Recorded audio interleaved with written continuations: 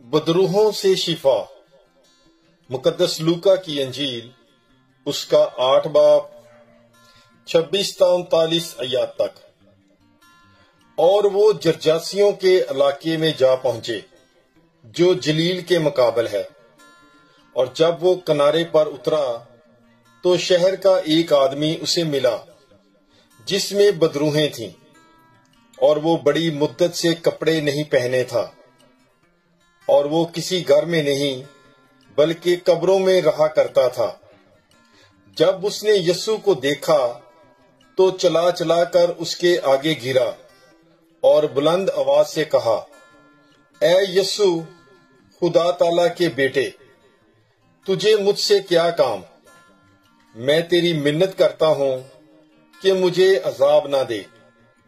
کیونکہ وہ ناپاک روح کو حکم دیتا تھا کہ اس آدمی میں سے نکل آ، کیونکہ وہ اکثر اس پر سوار ہوتی تھی، اور وہ زنجیروں سے باندھا اور بیڑیوں سے جکڑا جا کر قابو کیا جاتا تھا، تو بھی وہ زنجیروں کو توڑ ڈالتا تھا، اور بدروح اسے ویران جگہوں میں دوڑائے پھرتی تھی۔ تب یسوع نے اس سے پوچھا کہ تیرا نام کیا ہے؟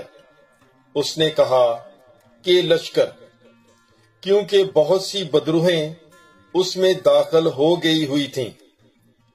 اور وہ اس کی منت کرنے لگیں کہ ہمیں گہراؤ میں جانے کا حکم نہ کر۔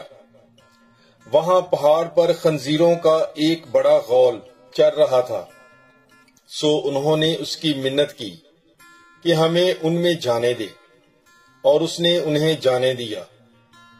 اور بدروحیں اس آدمی میں سے نکل کر خنزیروں میں داخل ہوئیں، اور غول کڑاڑے پر سے کود کر جھیل میں ڈوب مرا۔ یہ ماجرا دیکھ کر چرواہوں نے بھاگ کر شہر اور دیہات میں خبر پہنچائی۔ تب لوگ اس ماجرے کو دیکھنے نکلے اور یسوع کے پاس آئے، اور اس آدمی کو جس میں سے بدروحیں نکلی تھیں، کپڑے پہنے اور ہوش میں، یسوع کے پاؤں کے پاس بیٹھا پایا اور ڈر گئے۔ اور دیکھنے والوں نے بھی ان سے بیان کیا کہ اسیب زدہ نے کس طرح خلاصی پائی۔ اور جرجاسیوں کے آس پاس کے علاقے کے سب باشندوں نے اس سے عرض کی، ہمارے پاس سے چلا جا، کیونکہ ان پر بڑا خوف چھا گیا تھا۔ پس وہ کشتی پر چڑھ کر واپس گیا، اور اس مرد نے جس پر سے بدروحیں اتر گئی تھیں اس کی منت کی کہ مجھے اپنے ساتھ رہنے دے، مگر یسوع نے اسے رخصت کر کے کہا کہ اپنے گھر کو لوٹ جا، اور جو بڑے بڑے کام خدا نے تیرے لیے کیے ہیں بیان کر۔ وہ جا کر تمام شہر میں مشہور کرنے لگا کہ یسوع نے میرے لیے کیا کیا کیا ہے۔ پاک کلام کے پڑھے اور سنے جانے پر خداوند کی برکت ہو۔ خدا کا شکر ہو۔ God bless you. Bible is life.